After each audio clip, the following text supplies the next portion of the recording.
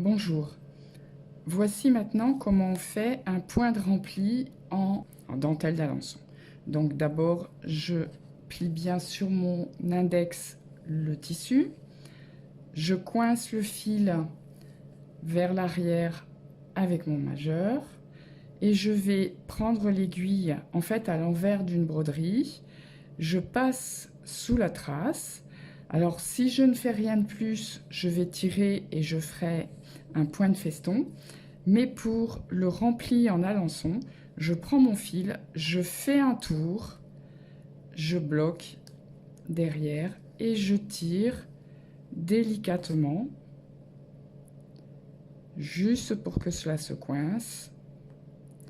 Et je recommence. Je prends un côté, je tourne, je tire doucement, sans trop serrer. Voilà, je continue ainsi, en passant bien sous la trace.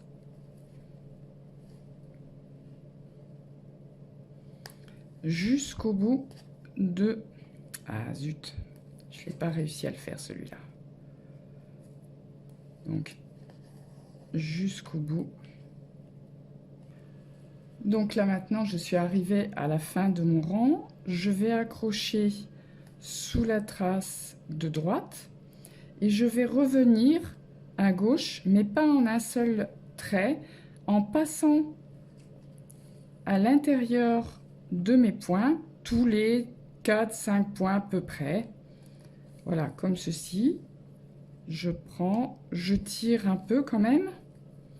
C'est ce qui va permettre à votre fil de bien tenir droite. Et c'est le principe du point d'Alençon, c'est qu'en fait, il y a toujours ce retour, accroché ou pas, selon, parce que dans certaines gazes, il n'est pas accroché.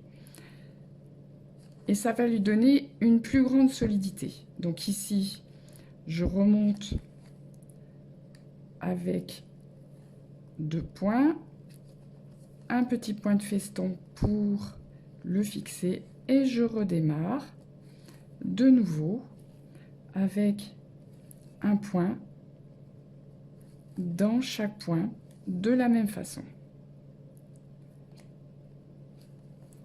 Voilà. Évidemment, il faut bien faire attention à prendre aussi... Ah, j'ai pas fait une double boucle. Donc si vous vous trompez, vous voyez, vous avez juste à repasser une deuxième fois pour faire votre double boucle. Voilà. Et là, je fais bien attention.